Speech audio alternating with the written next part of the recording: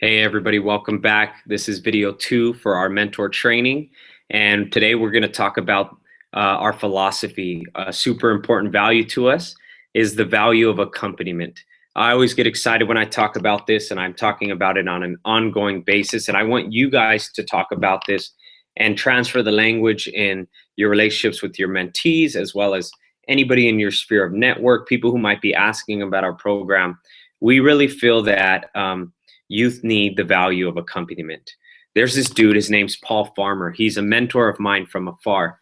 He's a physician, well trained, well schooled. He's an amazing man who he could be doing anything with his life and be super successful in any arena. But this man chose really give his life in sacrifice to people in Haiti. And he really devoted himself to go there, live there, stay there, work there, and to improve the medical policies there. And in his books and in his writings and oftentimes in his interviews, he'll talk about this value of accompaniment. He uses a story, a beautiful story, to really explain what he means by that. Being a physician, Mr. Farmer would often go in Haiti and sit at the bedside of a sick patient. And he would ask them, hey, what's your name? And then he'd say, my name's Paul, and I want you to know that I'm going to be your doctor. And he would tell the patient, I'm going to be your doctor for a little while. And by a little while, I mean a long while.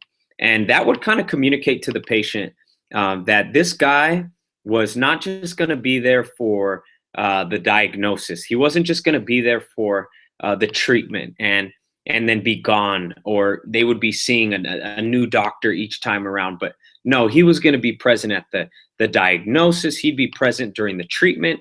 He'd know and be present whether that treatment plan needed to be adjusted or changed. And he would be all the way through seasons of good times and sometimes seasons of suffering.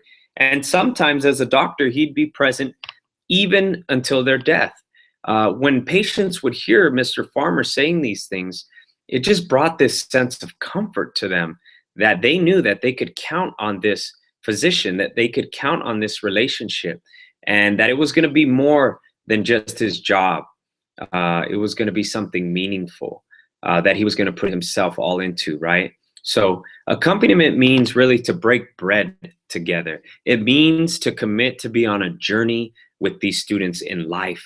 And it means sometimes that we would, as mentors, that we would opt in for those who are suffering, for those who might be experiencing great trauma, and that we would make a commitment to them to be there through seasons of success and seasons of suffering. And sometimes, like I have had the privilege, is being there all the way, sometimes until their death.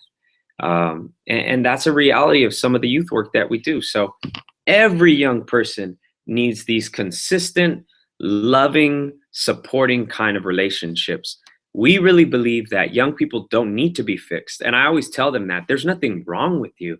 You don't need to be fixed. You're not my project. But what you do need, I tell them, is you need accompaniment. And we believe only within the context of these meaningful, loving, consistent, loyal, faithful relationships, only within the context of those meaningful relationships, that's when rehabilitation can take place. We're saying that's when health comes, right? That's when we see them growing and getting healthy and getting better, and because they can depend on this relationship. And sometimes for young people, all it takes is one kind of these relationships, and that makes the difference in their life. I've seen it over and over. So that's our philosophy. We really live by this value of accompaniment. It guides our work forward, and we want you to adopt that. And we want you to talk about that with your student. We want that to be a common phrase used between the two of you.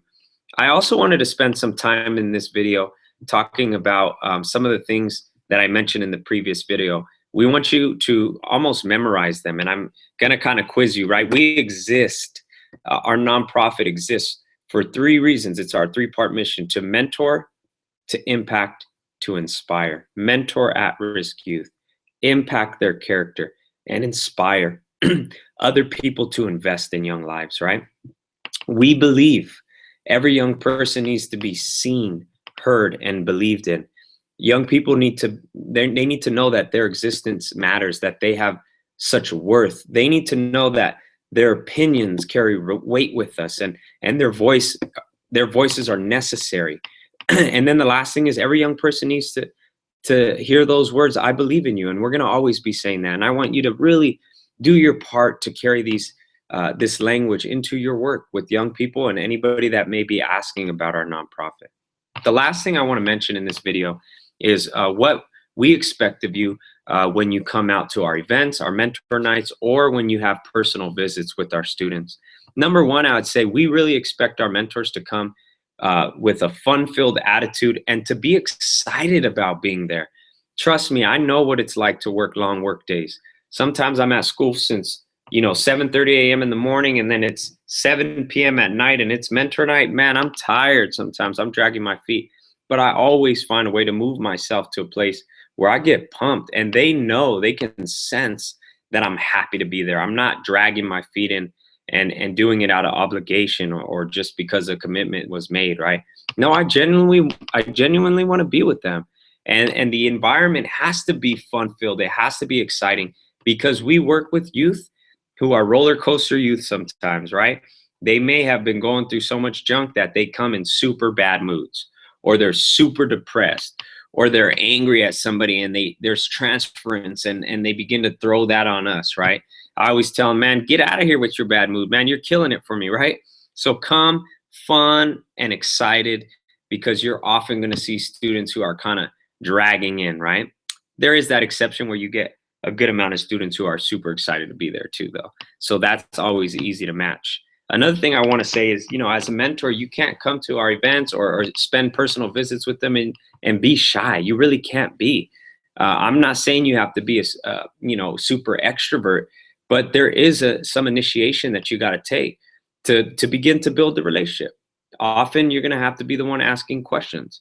You're going to have to be sharing your life sometimes with them, right? And you can't be sitting there putting it on the youth to be the one asking questions, to be the one moving the conversations along. Another thing I put here is sometimes you will need to exert yourself and be vocal. And sometimes you're going to have a lot of energy in this process because the student is sometimes very closed. And sometimes they just don't trust people because they've been burned so many times, right? Sometimes when I first start my relationships with certain students, when I notice that they're a little bit more closed or guarded, I'm doing so much of the talking. But then I have a ton of those students that all I got to do is ask one question and they get rambling, right? But it is important to be vocal and to have a lot of energy when we show up to be with them. If we're going to be committed to this process and not just be present for the moment, like at our events, then it's going to be important that you guys understand the expectation moving forward. We want you to be present, not just in the moment, but for the long haul. And in order to be successful in this relationship building, then you need to be committed to following up with your student. A good thing that I do is after a visit with my student, that very night, I'll send them a text saying, hey, man, I really enjoyed spending time with you. I look forward to kicking it with you next week. Or, man, I really loved getting to know you. I didn't know you were such an amazing kid, man. I can't wait to hang out next time, right? So that's like an immediate follow-up. Those are always good. But then there's those midweek follow-ups, right? There's that time when you just send them a text message. Maybe it's, you're shooting them something on social media and tagging them in like a cool little picture or meme. Maybe it's a real phone call. One of the most powerful things is when I actually get on the phone and I call my students. Over the summer, I did this often. I would just hit them up and be like, hey, man, I've been thinking about you, and I want you to know, man, I miss you, and I really want to spend time with you. So is there any way we can make this happen? I'll go to you. I'll come visit you. Or you might get creative, and you might be the kind of person who loves writing handwritten cards. My mother to this day sends everybody and their mom cards, and it makes a difference in their lives, right? When I get handwritten cards, they're much more meaningful than a text message. And if you want to get your mentee's mailing address, you can go ahead and reach our office assistant. Her name is Carla with a K, Karla .ju4y @gmail.com. You would just say, hey, Carla, this is Eric. my mentee's name is this, and I'd really like to know if I can get their mailing address, please. She'll shoot it to you, and you'll be able to mail that card out. So really, social media, the kids are all up on that. Snapchat, Twitter, Facebook, Instagram, you name it, man. They got everything under the sun. There's really no excuse to not stay in touch and following up with your students. So just as a recap, we introduced to you our philosophy, our value of accompaniment, and how important that is, that we would be in their life for a little while. And by a little while, we mean a long while. We want them to know that they can count on us. The other things is we talked about some of the things that we believe in. Every young person needs to be seen, heard, believed in.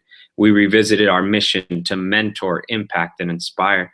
And then we talked finally about what we would expect of you as mentors, that you would be fun-filled and excited, that you would be willing to come in and not be withdrawn or shy, but you would be vocal and be energy-filled.